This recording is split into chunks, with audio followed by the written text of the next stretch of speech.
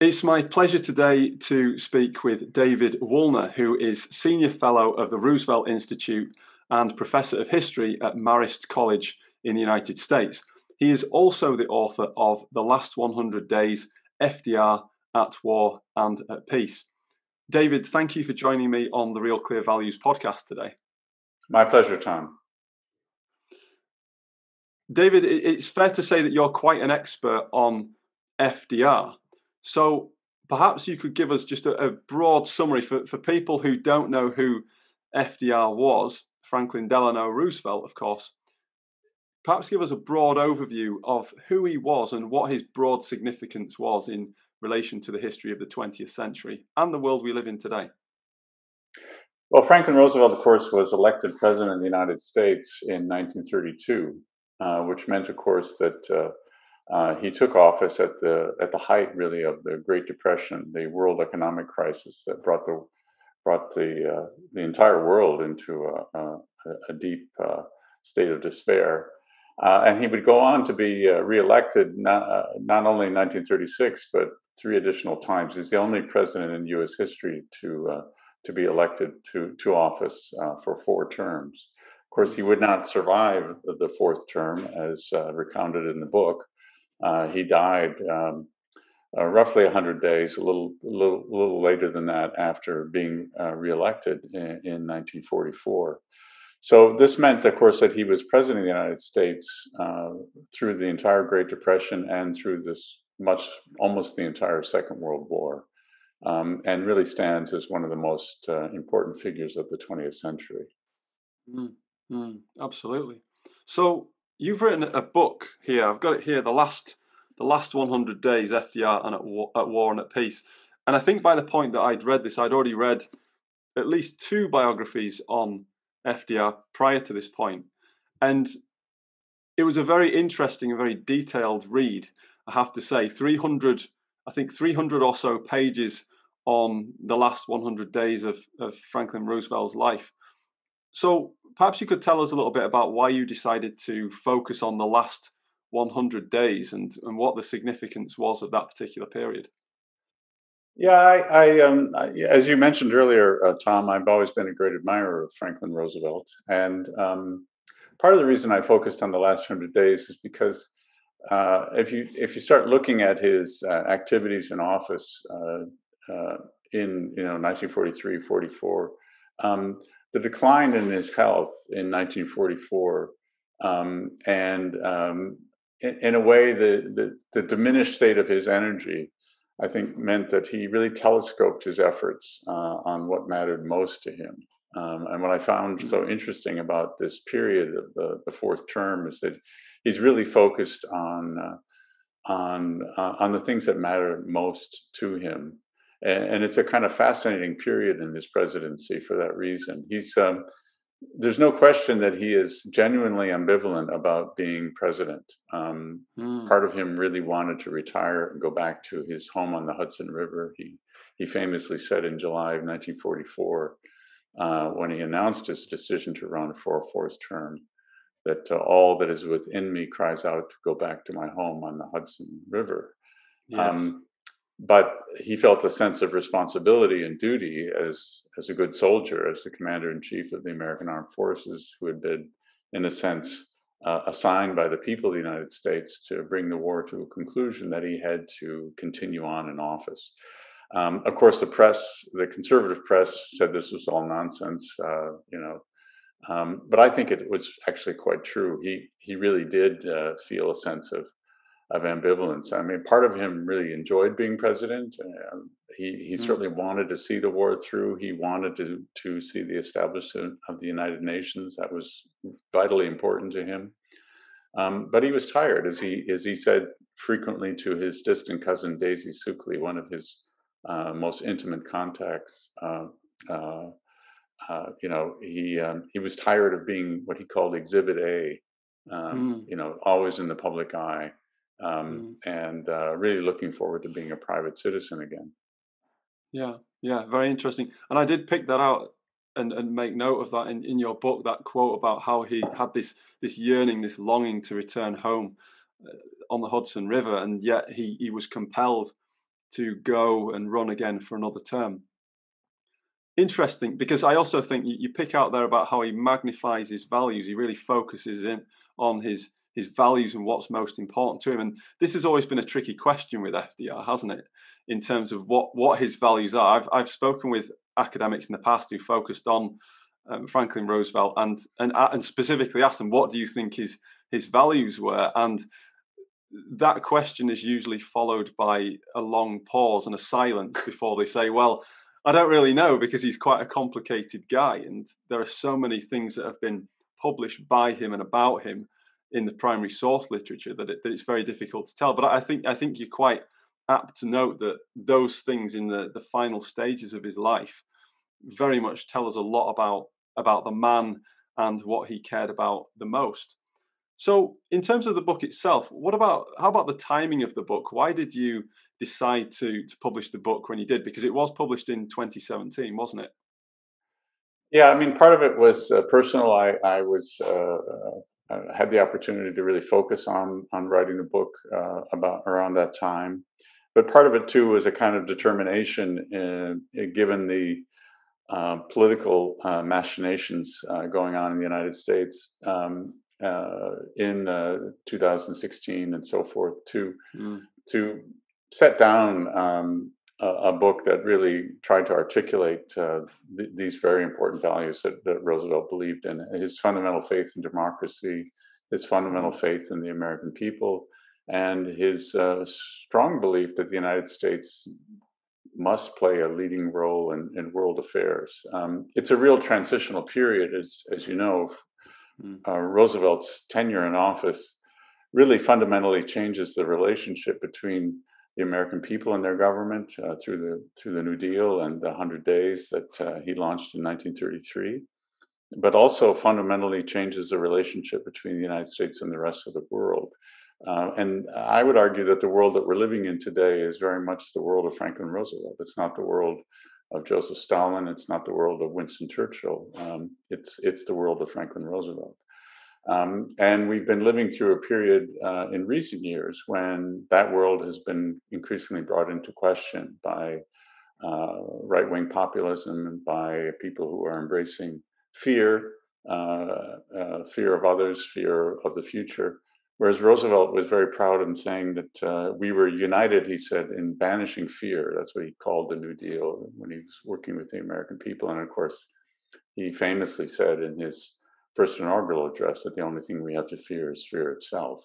So Yes. part of what he attempted to do was to restore the confidence of the American people in themselves and in democracy, and in a sense, in the free market system, which had collapsed in 1933, not only in the United States, but in much of the rest of the world, with terrible consequences. I mean, it is the collapse of the world's economy that brings about the rise of fascism in Europe and Asia, and the rise of Nazism in Germany. And Roosevelt was absolutely convinced that he had to bring the United States through this economic crisis in order to restore the people's faith in democracy. Very interesting that you mentioned the entry into the war and the world that we live in today being more reflective of Franklin Roosevelt than Joseph Stalin or Winston Churchill. I'd like to talk a little bit about, I know this is outside the parameters of your book, but I'm sure you won't mind talking a little bit about the entry into World War II by the United States, because we look at this now as a historical fact. Those of us who've grown up today with, being taught in history lessons about World War II and about the Allied victory and Britain and America and Russia standing together against the Nazis, and we take that for granted. But we can't, can we? We can't take for granted the fact that America did enter into World War II, much less on the side of Britain and Russia. So what, in short, was Franklin Roosevelt's role in making that happen, and what sort of obstacles and opposition did he face? That's a very good question, and one of the things we have to keep in mind is the tremendous hostility towards global engagement on the part of a large portion of the American people in the 1930s. For reasons that, I will frankly say I've never quite fully understood. The United States and the American people reacted with great hostility to U.S. involvement in World War One. Congress would reject the President Wilson's call for the United States to join the League of Nations, which was really a Wilsonian creation and an American creation. Congress, of course, and the Senate had its own reasons for rejecting that treaty and U.S. involvement in the League of Nations.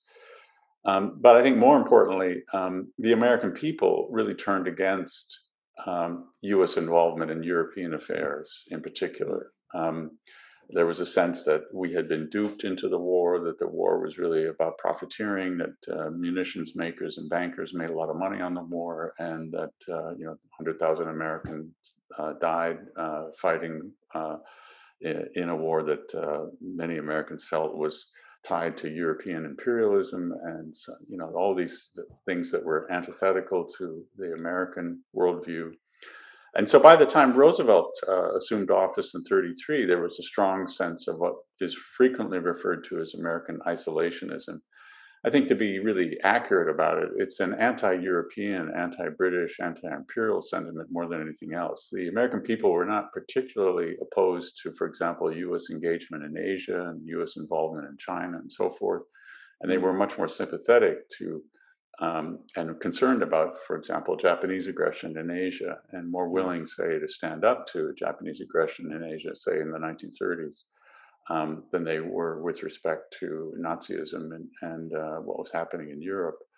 So Roosevelt had tremendous obstacles in his way. And as you know, in response to this breakdown in international order, the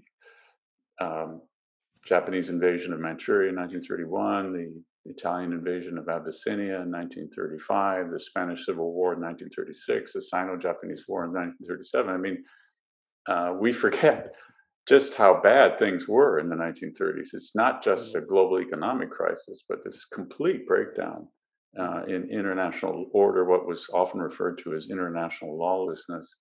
And instead of trying to solve these problems, the vast majority of, or a significant portion, I should say, of the American people wanted to retreat into what was called isolationism.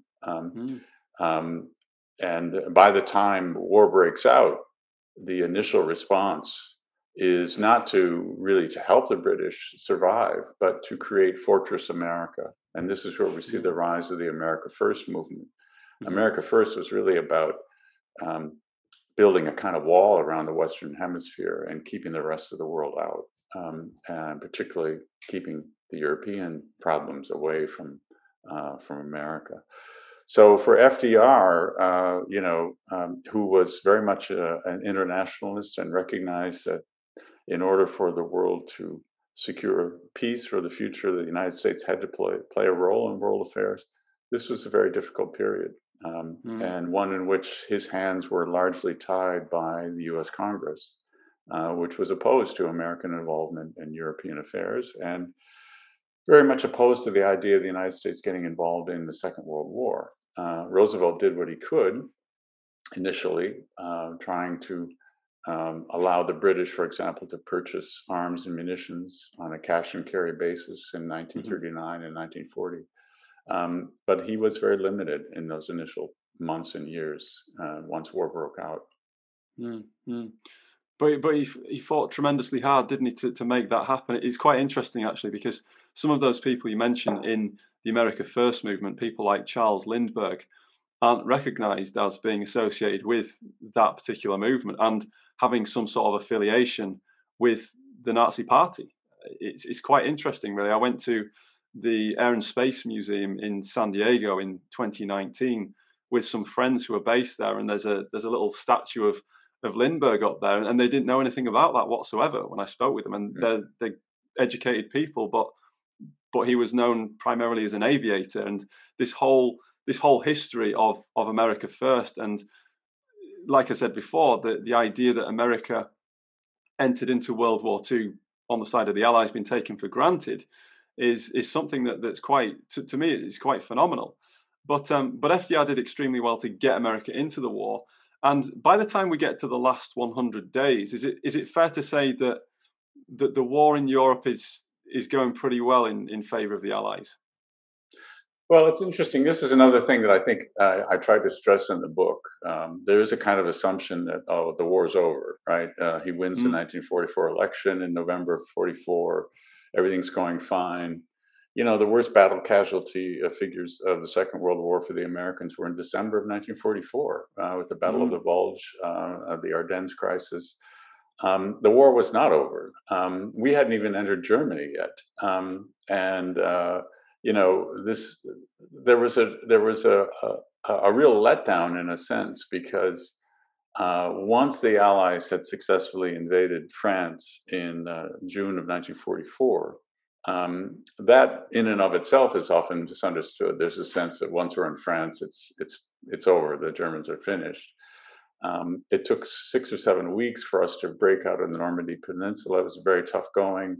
The fighting there was incredibly intense. And then you do finally, at the end of July 1944, have this breakout where we sweep across northern France. And it's at that moment that the American people, and I would imagine people in Great Britain and as well, other Western countries, there was a lot of talk that the war might be over by Christmas. The Nazis seemed to be mm. collapsing in the West. But then they firmed up their resistance. And by early September, you know, we were mired down in eastern France and Belgium and the Netherlands. And we wouldn't really cross the Rhine in a meaningful way until the 23rd of March, 1945. That's a long period. And I think there was a kind of war weariness that set in the fall of 1944 among the American people because, you know, there had been this expectation that war might be over by Christmas. And that's one of the reasons I started the book with Christmas of 1944 was, you know, it's a kind of the mood in the country is not euphoric. It is a mood of uncertainty. It is a mood of war weariness, as I said. And you know, when is this finally going to be over? And of course, we have yet to defeat Japan. So you know, it's it's a it's a very interesting period, and there's one in which there's an actual manpower shortage, which, you know, again, Americans don't realize this, and people don't realize just how difficult things were, even as late as December of 1944. Mm, mm. Interesting. So a lot going on. One thing that does occupy a lot of space in your book is Yalta and the discussions that happen at Yalta between Franklin Roosevelt, Stalin, and Churchill. What really happens there, and what's Roosevelt's role there in that negotiation between the three different parties? Yeah, Yalta is, of course, very famous or infamous, depending on your point of view, in terms of the history of the Second World War. I think first of all, the important thing to stress about Yalta is that the Yalta Conference is really, as I say in the book, and perhaps don't stress enough, it's really the Tehran Conference Part Two. Mm, Most of what was discussed at Yalta had been initially discussed at the Tehran Conference in 1943, and much of the agreement or much of the understandings that were kind of finalized in a sense at Yalta had already been discussed at Tehran. So it's not the issues there are not new. I think the Americans went to Yalta, and Roosevelt went to Yalta with three primary goals in mind. The first one was to orchestrate the final defeat of Germany. Again, mm, we're not in Germany. I mean, people assume, well, it's February 45, the war is over. No, the war was not over. We had not crossed into Germany proper. Um, you know, again, we had just gone through the Battle of the Bulge. As I said to you before, the casualty figures were enormous for December of 1944. There's a manpower shortage in the United States. These are difficult weeks and months. So the orchestrating the final defeat of Germany in coordination with the Soviet allies was a key goal. mm, And so that was number one. Number two, of course, is getting a firm and final commitment of the Soviet Union to declare war on Japan once Germany was defeated. Hmm. I mean, again, Secretary of War General George C. Marshall said it was worth. He said that he would have stayed on in Yalta with the terrible bed bugs and the terrible conditions for an entire month just to get that agreement. Admiral Leahy, Roosevelt's chief of staff, said the trip to Yalta, getting the Soviets to agree to declare war on Japan, was worth the entire trip. Again, a very little known fact about the Second World War. We tend to forget. There's a war going on in Asia. Four-fifths of the Japanese army is in China in the Second World War. Wow. If those troops leave the Chinese mainland and go on to Japan to defend the home islands in an American-led invasion, I mean, the thoughts of the battle casualties are just horrific, right, in the American military leaders' minds. So the declaration of war on the Soviet Union's part is critical because that will help tie down those troops in Manchuria that the Americans were so desperate to keep tied down. We had, by this point, all but given up on China as an ally. I mean, the policy of the United States in the Second World War after, say, 42 is just keep China in the game, so to speak, just to make sure that Chiang Kai-shek didn't sign a peace treaty with the Japanese, because that would, again, free up those troops. And then by the time you get through 45, the Soviet Union's role is to tie down those troops. So that was very important. And then, of course, for Franklin Roosevelt, the critical goal at Yalta was to secure the final agreement on the United Nations. There were two outstanding issues. The United Nations design had already been articulated and laid out at the Dumbarton Oaks Conference in 1944. But the Soviet Union and the United States and Britain had not agreed on the voting formula for the Security Council, what Roosevelt called the four policemen. And the Soviet Union had initially insisted that all 15 of the Soviet republics must be represented in the General Assembly, an idea that Roosevelt just found ridiculous, right? As far as he was concerned, the Soviet Union was a single country and they should have one vote, one nation, one vote.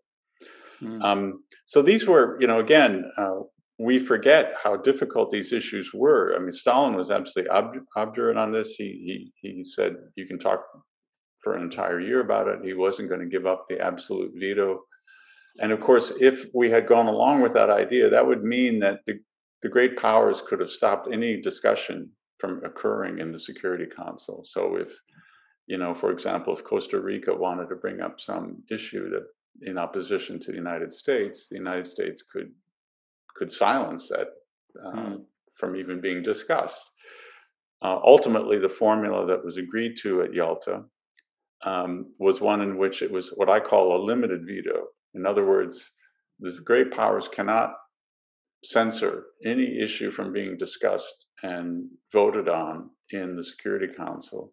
What they can veto is they can veto any action that might be taken. So if the Security Council votes, for example, to send troops into some region, one of the great powers can veto that.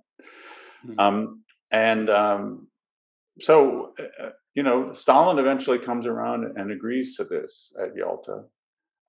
And he also reduces the number of seats in the General Assembly for the Soviet Union from the 16 initially down to 3, Russia proper, and of course the Ukraine and Belarus.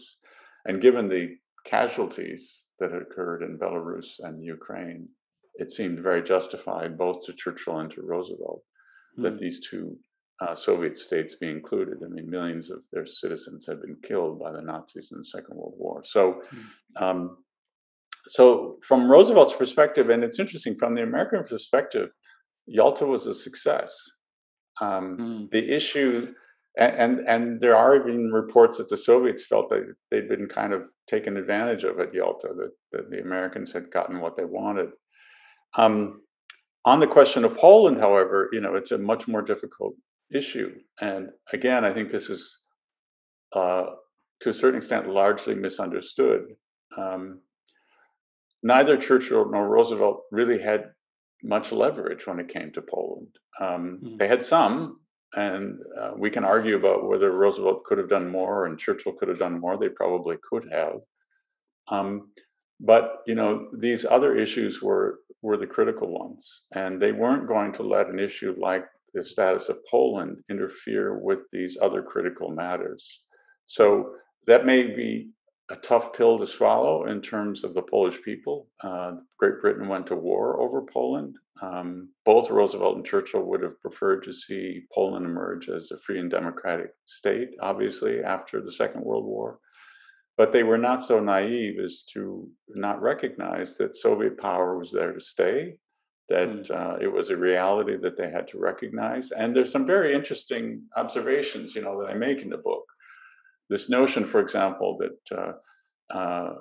the premier of Czechoslovakia, Edvard Beneš, had seen shortly after Tehran the reality of Soviet power and had on his own initiated and negotiated a bilateral treaty with the Soviet Union, which essentially involved recognition of Czech independence, but also provided provisions where Czech foreign policy would, in a sense, be not antithetical to Soviet foreign policy. And Roosevelt said to the British ambassador at Halifax in January of 1945, "Why can't the Poles be like the Czechs? Why can't they recognize, they're not going to be able to avoid Soviet influence in their region. It's impossible, and we can't go to war over Poland." I mean, he said that repeatedly, by the way, in 1944 and 1945. We cannot go to war over Poland. So, again, it may come as a shock to many, but the fact that Poland took up so much time at Yalta was also a surprise to the American delegation, not just to Roosevelt. It became a very difficult issue. And the problem is, of course, that, as I say in the book, by the time we get to the end of 1944, there are indications that what's going to happen at the end of the war may not be compatible with the values articulated in the Atlantic Charter and so forth. And what we forget, of course, is that it's not just the fear of Soviet domination of places like Poland that was in the press at the time, but also fear about British imperialism. I mean, with the withdrawal of the Germans from Greece in the fall of 44, the most effective resistance to the Nazis in Greece were the communists. And when a provisional government was formed without any communist participation, 200,000 people took to the streets of Athens to protest in early December of 1944 to be fired on by Greek police and British troops. 48 people died. And in the US press, the words Poland and Greece are in the same sentence everywhere. Is this what we're fighting for British imperialism or for Soviet domination of Eastern Europe? So the concerns here are not just about the Soviet Union, but also about Great Britain. And again, we forget that. So Roosevelt and Churchill both showed up at Yalta, hoping that they would be able to negotiate terms for Poland that would be acceptable. The British Foreign Office official wrote, and I quote in the book, an agreement that was acceptable enough for, to allow for recognition of the Polish provisional government by the Western powers. And they thought they had achieved that. But of course, unfortunately, at Yalta, Stalin's sort of stalling tactics and obfuscation eventually got to the point where it was so frustrating that I think they made the decision to focus not so much on the composition of the provisional government that would be created as on the idea of free and fair elections. So the terms of the Polish agreement called for free and fair elections by secret ballot. I mean, there's nothing wrong with what was negotiated. The problem was that the provisional government that was supposed to orchestrate those secret elections and ballot was not established. And the Western powers wanted to be able to send representatives to that new provisional government, and Stalin kept rejecting everybody that they suggested. And so we don't really get a settlement over Poland at Yalta. No. And No. it goes on for weeks and months afterwards. And by the end of March, Roosevelt himself is fed up and furious, and said famously to one of his aides that Averell Harriman was right. You can't trust Stalin. He won't live up to his agreements. Yeah, interesting. Kind of chilling reflection to have, isn't it? Really, when you consider the Soviet Union and Stalin and yeah, and and again, I think it's also, we forget that Winston Churchill is a part of this story. We forget that Winston Churchill flew to Moscow in October of 1944 and negotiated the famous Sphere of Influence document, what he himself called his naughty document, where he initially passed a piece of paper over to Stalin, which said, okay, the British want to have Greece, so 90% influence in Greece, 10% Soviet. We can split Yugoslavia 50-50. Romania will be 75% Soviet, 25% British or Western. We'll split Hungary, we'll split Yugoslavia 50-50. So he was horse trading about these issues as well. So again, both Roosevelt and Churchill recognized that Soviet power is a reality. You can't pretend it wasn't there. And they both recognize that the Soviet Union is going to have an inordinate amount of influence in Eastern Europe. The question is, how do you ameliorate that situation? And I think Roosevelt firmly believed, and you can see this in his writings, that Yalta was just the beginning, that over time, the situation in Eastern Europe could improve. Actually, it's going to get worse, but could improve. And the idea was, we'll establish cooperation with the Soviet Union, we'll get them into the United Nations, and then that's a beginning point. And then we'll work from there on making sure that the people in Eastern Europe have a decent way of life. Yeah. So one thing that comes out really clearly in the book, and you've mentioned it already, is the United Nations and Roosevelt's drive to really build the United Nations and create this cooperation, like you said before, this internationalism, this international perspective, this outward looking perspective to really negate any potential threats of further conflagration in the future. What is the United Nations to Franklin Roosevelt? Because this seems to be what's driving him forward at such a cost to his health.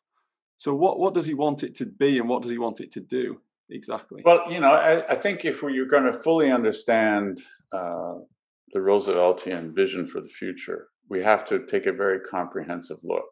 And it not only involves the Soviet Union, it involves Great Britain and the British Empire. In other words, as I say in the book, Roosevelt wasn't so much a conflict of East versus West. It's old versus new.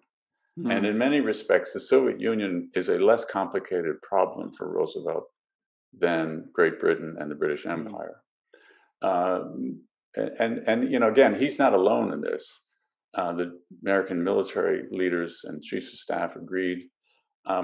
They essentially saw the Soviet Union as a continental power that's trying to protect its borders. So, they are getting into Eastern Europe. They're worried about Manchuria and Japan, so forth and so on. But this is kind of like an expansion of influence that's really driven by the need to protect themselves against foreign aggression, which they are very justified in feeling after World War I and World War II. Whereas Great Britain is, the whole notion of imperialism is, for Roosevelt, antithetical to this modern world that he wants to create. And so, again, going back to the Great Depression, I think it's really, really important to understand that from the perspective of the generation that fought the Second World War and from the people that were involved in the Roosevelt administration, the Second World War has economic causes. It's caused by the Great Depression. In 1944, Roosevelt gave a State of the Union address, which is frequently referred to as his Economic Bill of Rights speech, where he said, he's sort of reflecting on what's transpired. And he's talking about the American economic system, and in a sense, the pitfalls of modern industrial capitalism, in that it's very exploitative and people can be brought to ruin and so forth. And he says, we've come to the clear realization of the fact that necessitous men are not free men. People who are hungry and out of a job are the stuff with which dictatorships are made, which is a famous line. And then he would go on to articulate what, he said, we have a wonderful constitution guaranteeing freedom of speech, guaranteeing freedom of religion. But in this modern complex world, it's not enough to have this Bill of Rights. We also need an economic Bill of Rights. And he talks about the need for health insurance, for access to education, to a good job, for businesses to be able to trade in a free and fair world. And so colonialism, again, the lack of access to raw materials drives Japan to aggression in Asia. The lack of free trade is bringing about competition between nations. So it's about promoting a world that is very much reflective of a kind of an American economic system. And, again, I would argue that globalization is no accident. It came about by design. So we are promoting freer trade in the world. We're promoting the free exchange of capital. And we see this through the use of Lend-Lease, which was not free by any stretch. No. The United States offered Lend-Lease aid to Britain. Churchill called it the most unsorted act in the spring of 1944. But Lend-Lease came about because in December of 1940, Churchill wrote to Roosevelt and said, we're broke. Remember, the British had been paying on a cash and carry basis for American arms, material provisions, etc., because of the neutrality laws. And when it came to the end of 1940, they simply couldn't afford that anymore. And Churchill writes this impassioned letter to Roosevelt, and Roosevelt famously went on to give a press conference and talked about the need to help Britain. And again, remember, the isolationists are talking about Fortress America. So they are not against building up American armed forces, but they want to use that to create this Fortress America. Roosevelt he makes the argument, which is very subtle, that reinforces that, saying, well, actually, when you think about it, Britain's defense is our defense. And if Britain's defense is our defense, why shouldn't we send some of our war material to them? And then he famously said, and again, think of the newsreels and the photographs of London burning at night with the fire hoses and the firemen trying to put out these fires. And that's when he famously said, if your neighbor's house is on fire and he comes over and wants to borrow your garden hose, you're going to give him the hose. You're not going to ask him to pay for it, right? And then, of course, 2 weeks later, he gave that wonderful speech where he said, we must become the great arsenal of democracy. Again, those Rooseveltian phrases, arsenal of democracy, absolutely brilliant. But most Americans don't realize that it wasn't free. The Americans agreed to give Britain Lend-Lease aid, but there was a quid pro quo. And what the State Department demanded was an end to the British system of imperial preference, which allowed goods to be traded within the British Empire duty-free, whereas American goods couldn't be sold within the empire because of tariffs. So basically, the price was to embrace this freer trade notion that Cordell Hull, the U.S. Secretary of State, had been promoting all the way through the 30s. It's a complicated story, and it ultimately results, I would argue, in the signing of the General Agreement on Tariff and Trade in 1947. But it sounds as if I've gotten off track here, but really it's a very comprehensive approach to what should happen after the world, to the world after 1945. So the United Nations component is critical because Roosevelt felt that maintaining great power cooperation was key to the future world peace. And the instrument through which that was going to happen was through the United Nations, and more specifically through the Security Council. So for him, establishing the UN was absolutely vital. Yeah, it's interesting because I think about Roosevelt, and I think he seems like the sort of person who wants to fix the world. And he has this incorrigible faith in himself, in his ability to do so and negotiate these agreements. He thinks that he's going to fix the issues between the Jews and the Arabs in the Middle East and all sorts, and is disappointed when his charm and his charisma and his negotiation skills don't have the desired effect. So he sounds like he's got a tremendous amount of ambition. He's got a very clear vision. I'd say he has, like you say, about the comprehensiveness of the UN, because it is comprehensive in terms of what Roosevelt wants to happen and the future that he wants to create. It's got to be at least as strong as Hitler's, I would say, in terms of the polar opposite. So Hitler's got his vision, and FDR really does. He really does position his vision against that in very stark diametric opposite. So he's doing all sorts in this last 100 days. I have to ask about his health though, because this is the last 100 days for a reason, because he dies at the end of it. So what is the state of Roosevelt's health in this period, and is he caught a bit flat-footed on the state of his health, do you think? Well, he was in very serious health. I mean, in the spring of 1944, after returning from the Tehran conference in December of 1943, he gets back to Washington, and in the spring of 44, he had bronchitis, he had the flu, he just didn't appear well, and couldn't seem to shake off these illnesses. And it's in this period that his daughter Anna has moved back into the White House, and she is quite concerned about his health and urges him to get a kind of full medical workup. And I think so did Eleanor Roosevelt. And so it's in March of 1944 that a team of doctors was brought together to examine the president. I mean, obviously he had his White House physician, a man named Dr. Ross McIntyre, who was an ear, nose, and throat specialist who'd been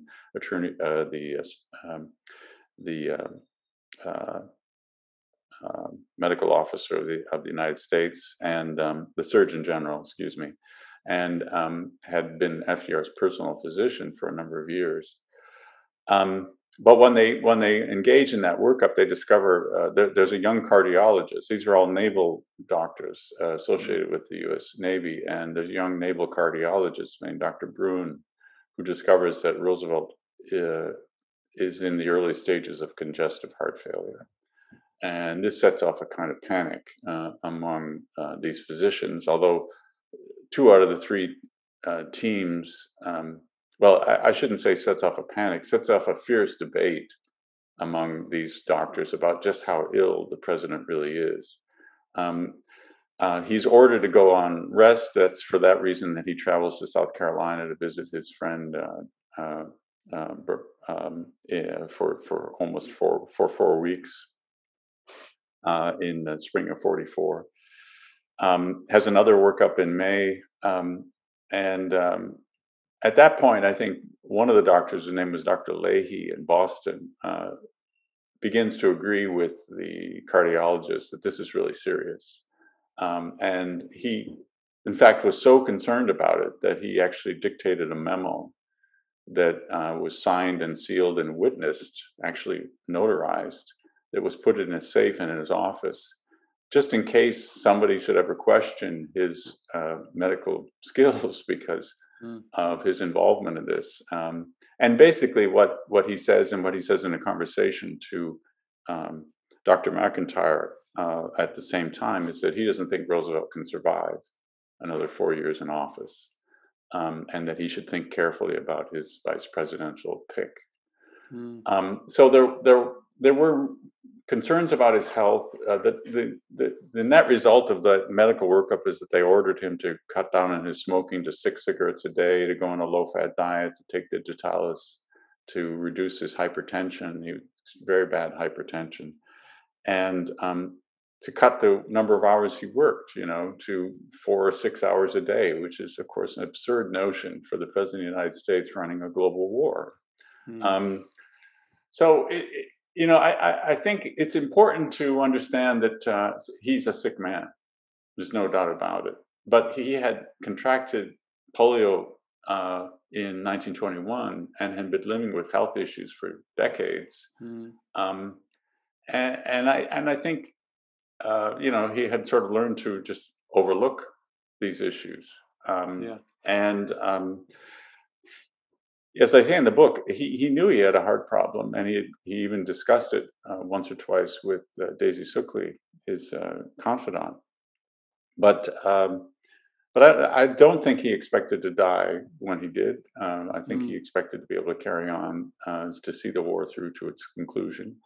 But there is no question that he is a diminished man, as I say in the book, and he's constantly trying to get his energy back, and that's why he spends so much time away from the White House. I mean, in those last 100 days, the longest period he's in the White House continuously is in March. I think it's 16 days in a row. He's at Yalta for 7 weeks. He goes to Warm Springs. He goes to Hyde Park. And, all of these trips are essentially efforts to try to recoup his energy and his health. And his staff and the people close to him are watching this very carefully. And there's a kind of sinking feeling, particularly among William Hassett, whose personal secretary, who handled all of his official correspondence, and his private secretary, Grace Tully, excuse me, that he's not going to recover. And by the last trip they make to Warm Springs at the end of March, 1945, Hassett pulls Dr. Bruin aside, and Bruin is traveling everywhere with Roosevelt now, the cardiologist, because they're concerned about his health. They're taking, electrocardiogram readings twice a day. They're really watching him carefully. But he pulls Bruin aside that first evening and says, "Tell me the truth. He's not going to make it." And then Bruin goes into this, this discussion of, if he cuts down his work and, et cetera, and Hassett just kind of shakes his head and says, "Well, that's it. He's slipping away from us. We're not, and he dies 12 days later. Interesting on that, because as I read your book, it struck me that Roosevelt was not a particularly good patient, let's put it like that, and he has his daughter chiding him to take more rest and to not overdo it and to follow the doctor's orders and everything else.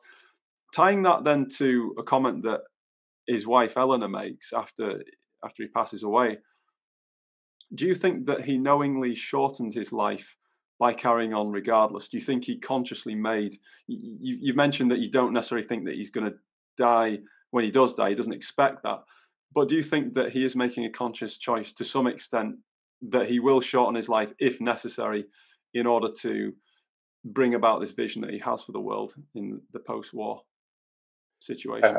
Yeah, absolutely. There's no question in my mind. There's the conversation that Eleanor Roosevelt has with Margaret Fairweather that I recount in the book in March of 1945, where Eleanor says to her friend, he made the decision to run for the third term. And it's interesting. I think it's important to recognize, too, that the most controversial decision about running for a third term and breaking that two-term tradition, there was no law prohibiting the president at that time from running for a third term, but no one had done it because Washington had set this precedent, said, no, 2 terms is enough.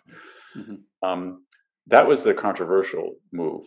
In 1944, people kind of expected him to run. They understood that he wanted to finish the war. There was a kind of an acceptance of it, I think, among a larger share of the public. It was much more controversial in 1940. And as he was contemplating this, and it's interesting, too, that it's in 1940 that he picks Henry Wallace to be his vice president. And Wallace is by far the most, he is the greatest champion of the New Deal within the Roosevelt administration. And he says to James Farley, Roosevelt said to James Farley in 1940, in July of 1940, a man like me could crack up or drop dead at any moment. And so he recognizes that his mortality. And I always found it interesting because this is when Roosevelt's making the transition from what he called himself Dr. New Deal to Dr. Win the War. Yeah. And there was a lot of concern among his New Deal supporters that this emphasis on foreign policy was going to mean that the New Deal was finished, that a lot of the projects and programs that they had hoped to pursue as part of the New Deal would be pushed aside.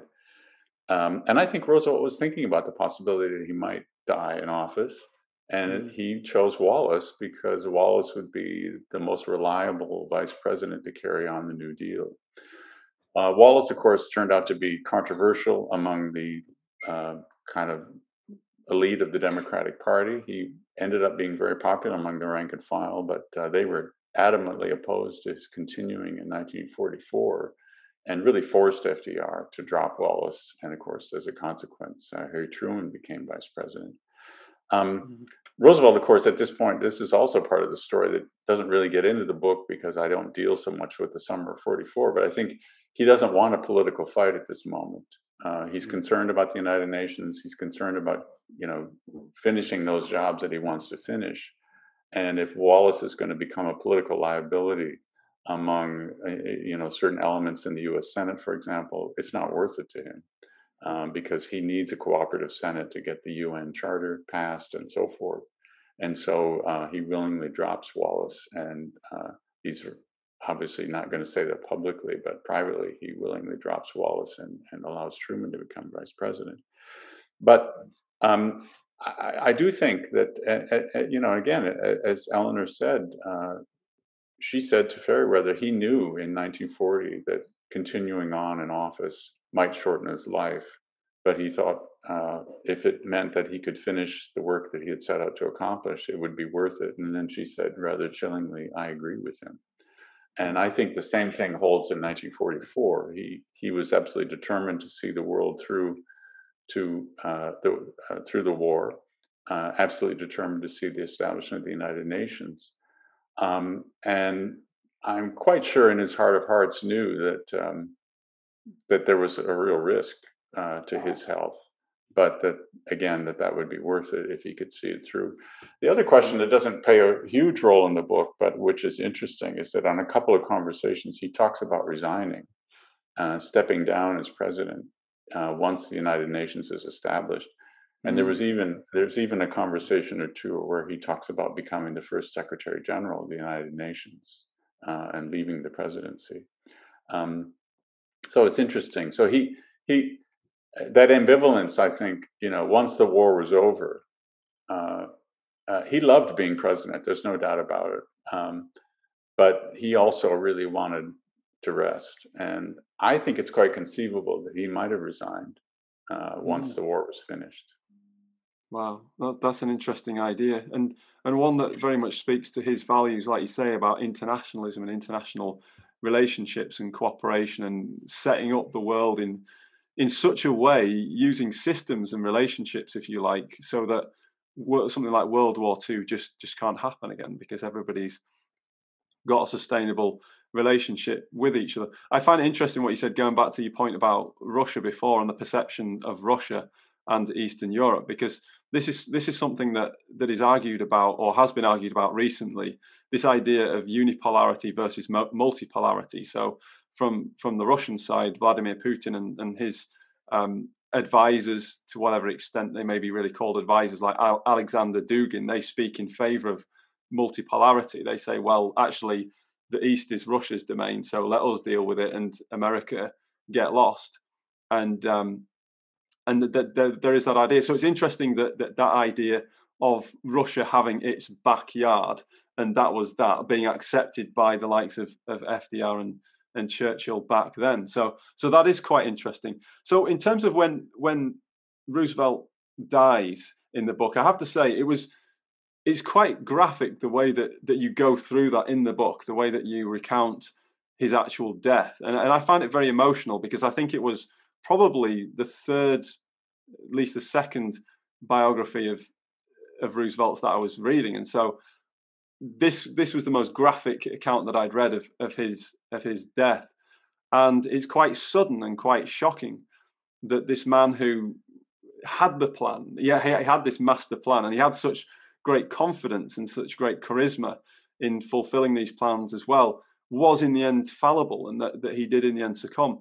But one thing that I found particularly moving was the stage of mourning, and how he was mourned not just in Britain but also in Russia as well. And I reflected on that. I thought, can you imagine in this day and age a single global leader who would be mourned as widely by such disparate people as Franklin Roosevelt was? I really can't imagine it, and I can't think of anybody else in history perhaps who would have been mourned as widely as he was. And that really did touch me. I found that particularly moving. This man who was driving towards connection, towards relationships, towards accord, and how that touched so many people. It really was quite incredible. And it kind of brings us on to his legacy. And you mentioned at the top of the call that the world that we're living in now is more reflective of Franklin Roosevelt than it is of Stalin or Churchill or anyone else. But there have been efforts, I think it's fair to say, to dismantle that world. Not just on the macro level in terms of the UN and those international organizations like that, but also on the micro level as well. And this idea of populism. What would you say as a word or words of caution to those who would like to roll back the world that FDR created? Well, again, I think it would be a mistake. One of the things I often say is that Franklin Roosevelt built the house we live in. We remodel the house, we move the furniture around, but tearing down the house, that's a very serious proposition.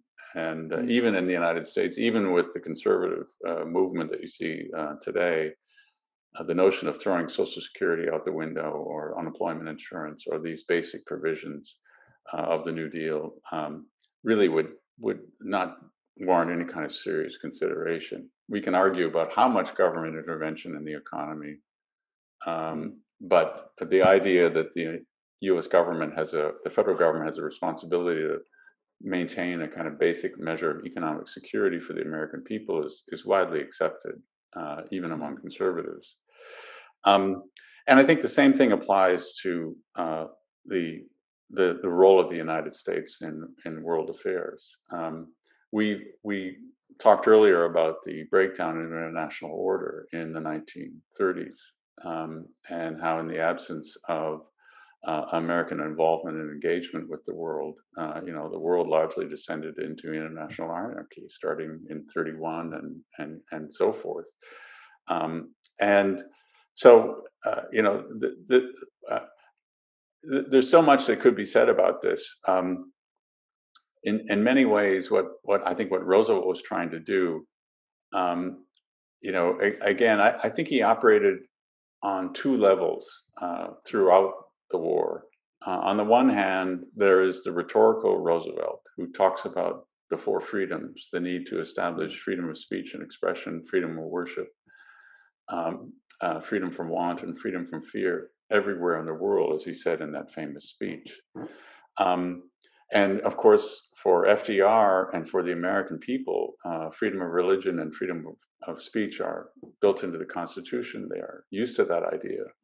But again, going back to what I said before, recognizing that the war had economic consequences, Roosevelt insisted that you also had to work towards freedom from want, freedom from poverty, from destitution, those kinds of economic conditions that would lead people to desperate measures and support anti-democratic regimes and ideologies like fascism. That for us, for the American people to really be secure and for the world to really be secure, we all had to work towards these goals, and also freedom from fear, so that no nation should fear an act of physical aggression by any neighbor anywhere in the world. These were vitally important ideas and represent a tremendous expansion of U.S. foreign policy.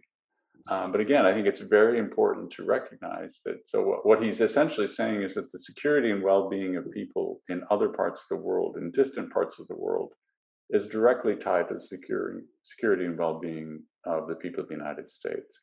And that sort of relationship between those issues was not just didn't just exist in in that context, but really exists globally. Mm. Roosevelt saw the world as a kind of one gigantic neighborhood, and you had to take care of your neighbors in order to live in a sound and secure environment. So he's very dedicated to this idea, but he's also a politician and a statesman and a global leader. And so while on the one hand he's rhetorically referring to these noble visions that these goals that he wants the world to try to strive for, at the same time he also has to deal with someone like Joseph Stalin on an issue like Poland, where the hard reality of geopolitics steps in. And in that sense, he's very dedicated to the notion of great power cooperation.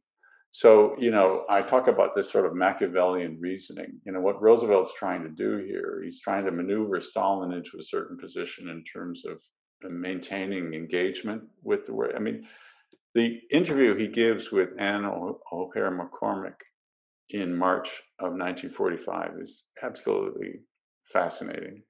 And he literally says, we used the Second World War. The Soviet Union was not part of the world order. And it was the German attack on Russia that provided us the opportunity to pull them into the international community. And he was absolutely determined to keep them there. It's not that Stalin is a nice guy. It's not that the Russians are a wonderful, that the Soviet regime is a wonderful system, but that it is critically important to engage and maintain that great power engagement in order to avoid a third world war. And as I quote the 1945 State of the Union address, he talks about that to the American people. We can't make that same tragic mistake again that we made after the First World War. The fact that we couldn't create a perfect world, and we have to accept the fact that not everyone is going to think and act like we do, but that we can't reject that notion of cooperation, because if we do, we may go down the same tragic road again, the road to a third world war. I really think he believed that was a possibility. And of course, with the advent of air power and even putting aside the atomic bomb, the horrific consequences of the Allied bombings of German cities and Tokyo and so forth. I mean, the level of violence meted out in the Second World War means a third world war is just not an option from Franklin Roosevelt's perspective. And I think from his point of view, it was absolutely vital to maintain that great power cooperation. So the war is a means to do that. And establishing the Security Council is absolutely vital. So in a sense, the UN is a direct reflection of that vision, because on the one hand, you have the General Assembly, where the issues of social and economic well-being are going to be articulated. We end up with the World Health Organization, and we end up with the World Food Program, UNICEF, and so forth. That is where the social and economic issues that he addressed in the Four Freedoms Address are going to be discussed. Whereas the Security Council is where the four policemen are going to sit. And again, the idea is to avoid a third world war. And in a sense, you could make the argument that he was successful. We haven't had a third world war. There's one last question I've got to ask you, David, and it's about the very final call to action, if you like, in the book. At the very end of the book, you implore readers to remember the price that people paid who sacrificed in World War II, including FDR, and to have the courage and to step up and take responsibility. For the individual, what does that mean to have the courage to step up and take responsibility in that context, in ensuring that we don't descend into a state of nationalism, isolationism, or general xenophobia? Yeah, I think it's very important to recognize that the generation that fought and died in the Second World War, took on a responsibility that a few of us could imagine these days. I mean, for example, I often talk about the air crews of the Second World War. The highest casualty rates of the war were actually in the air crews. You know, we think flying in a bomber was a glamorous.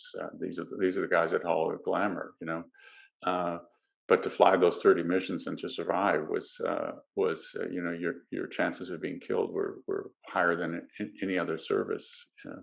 So you know, as you're climbing into the tail gunner of a B-17 to fly another mission, you're putting your life on the line for those values that Roosevelt was talking about. Essentially, the war aims of the United States in the Second World War were to establish the four freedoms, as Roosevelt said, everywhere in the world. So, and when you think about his concept of banishing fear, as he said on numerous occasions during the New Deal period, this notion that the only thing we have to fear is fear itself, unreasoning, unjustified terror, which paralyzes needed efforts to convert retreat into advance. I mean, again, I find that line just chilling, because here you have a paralyzed man who couldn't stand on his own without steel braces strapped to his legs. In a sense, lifting a paralyzed nation off its knees, and urging the American people not to give in to their fears, not to give in to xenophobia, not to give in to bigotry and hatred, but to embrace hope and confidence in the future. That's what he's referring to. And I think as we look around the world today and we see the reemergence of xenophobia and of racial hostility and anti-Semitism and other forms of bigotry, we would do well to ask ourselves, you know, can we not rise to the challenges of our own time and our own day and live up to our own responsibilities, both at home and internationally, as the generation that fought the Second World War did? You know, these were people that were incredibly brave, and hundreds of thousands of Americans, millions of people worldwide died fighting for those values that Roosevelt articulated during the war. So for me, turning away from those values and turning back towards fear of the other, fear of the future, these are moves away from, steps backward from the wonderful vision that Roosevelt tried to articulate for the future.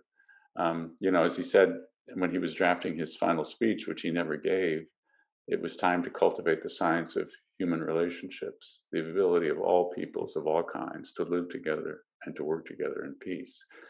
Again, this man knows that not everybody's going to agree on everything. Not everyone thinks alike and sees everything alike, but it was vitally important to try and to work together, because the alternative, the idea of a third world war, as he said, was an absolute impossibility. It's interesting, as quoting from my book here, as Roosevelt said in 1945, I think he was very concerned about the American people reverting to isolationism, and he was very concerned about the kind of disillusionment that might creep back into the American body politic once the war was over.